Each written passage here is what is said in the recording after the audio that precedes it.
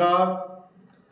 पूरे विश्व के कल्याण के लिए जो मैं विषय आज लेकर के आया हूँ, सभी व्यक्तियों को, इस संसार के सभी छोटे बड़े भाई बहन, धनवान और गरीब, सबको इस बात को बड़े प्यार से सुनना चाहिए, क्योंकि ये बहुत इम्पोर्टेंट विषय है।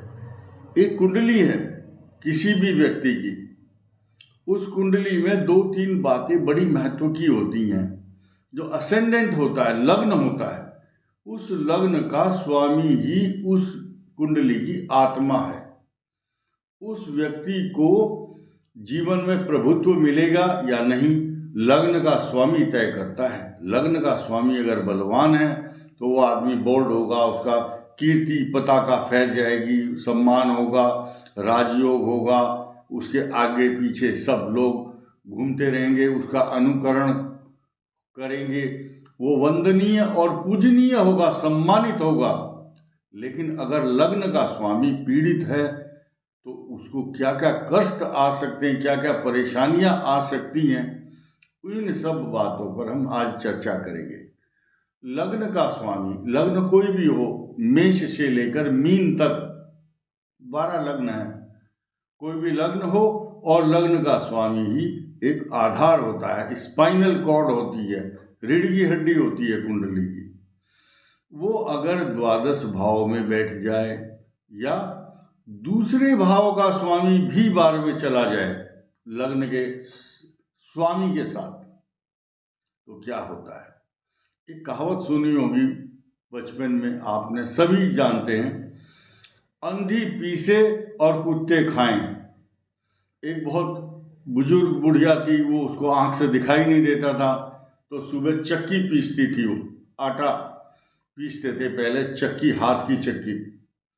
तो साइड में जब चक्की पीसते हैं तो आटा साइड में गिरता रहता है, फिर बाद में इकट्ठा कर लेते हैं। तो वो अंधी थी, तो वो पीसती जा रही है और कुत्ते आए और वो चाट करके उस आटे को सब खा गए। तब से ये कहावत बनी, अंधी पीसे कुत्ते खाएं। यानी कि अगर लग्न का स्वामी, धन स्थान का स्वामी द्वादश में है तो अथाह परिश्रम, अथाह कई प्रकार के मनोयोग से वो व्यक्ति धन कमाता है, लेकिन बाद में उसका धन दूसरे लोग ले जाते हैं, या तो चोरी हो जाता है, या उसके भाई बंधु, या कोई ससुराल वाले। आपने देखा होगा कोई बड़े बड़े धनपति जीवन भर धन कमाएंगे और बाद में इनकम टैक्स की रेड पड़ गई, सब पैसा चला गया, अंधी ने पीसा और कुत्ते खा गए।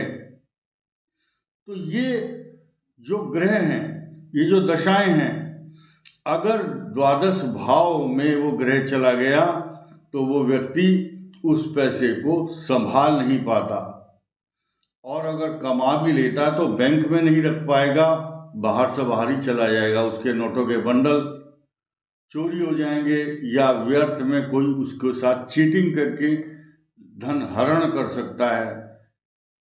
तो ये पाप ग्रहों का दुष्प्रभाव कहो, या ग्रहों का जो समीकरण है। लेकिन अगर लग्नेश बहुत अच्छी पोजीशन में है, लाभ स्थान लग्न में या केंद्र में अच्छी स्थिति में है, तो वो व्यक्ति अपने धन को बहुत अच्छे से संभालता है, उसका बहुत अच्छे से उपयोग करता है, यूटिलाइज करता है। यूटिलाइजेशन ही उसके जीवन की सफलता होती है। लेकिन जिसका पाप ग्रह या शुभ ग्रह भी द्वादश भाव में चला गया और उस पर शुभ ग्रहों की दृष्टि नहीं है, तो उसके लिए जीवन में ये परिश्रम बेकार जाता है। लेकिन कुछ ऐसे व्यक्ति हैं जो मेहनत नहीं करते, धन खूब आता है, 5% अगर मेहनत की तो 100% उसको लाभ होता है। ये ग्रहों का एक समीकरण है। और अगर भाग्य स्थान का स्वामी द्वादश में चला गया, डरने की जरूरत नहीं है।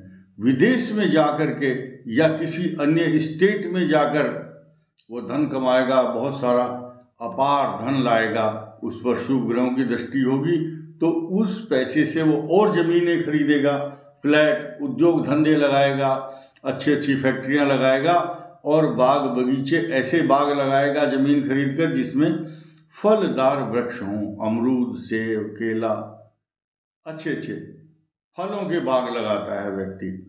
लेकिन जिसकी बृहस्पति बहुत मजबूत होती है तो धन बाहर से लाएगा कमाकर, मंदिर का निर्माण करता है, देव स्थान बनाता है, उसकी रुचि होती है कि मैं मंदिर का निर्माण जरूर करूंगा। ये कहाँ से आया? ये लग्न के स्वामी का अगर ज़्यादा अच्छा प्रभाव है तो वो मंदिर का निर्माण भी करता है। तो उसमें अंधी पीछे कुत्ते खाएं, वो फार्मूला लागू इसलिए नहीं होगा क्योंकि उसने अपने धन का धर्म में उपयोग किया है। तो इसीलिए जीवन में धर्मो रक्षति रक्षितः, धर्म की अगर हम रक्षा करते हैं तो धर्म हमारी रक्षा करता है। तो इसीलिए अगर आप मन में संकल्प करते हैं कि मुझे ये शुभ कार्यों में, पूजा में या देव कार्यों में, देव प्रतिष्ठा, प्राण प्रतिष्ठा करनी है, देवताओं की प्रतिमा स्थापित करनी है, मंदिर बनाना है, तो भगवान आपको कई हजार गुना पुण्य भी प्रदान करते हैं और आपके धन की रक्षा भी करते हैं, इसमें कोई संदेह नहीं है।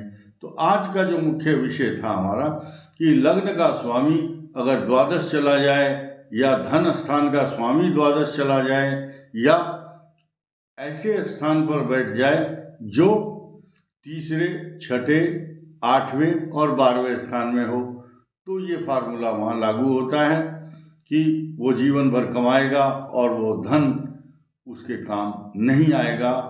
इसी के साथ मैं अपनी बात समाप्त करता हूँ। धन्यवाद, नमस्कार।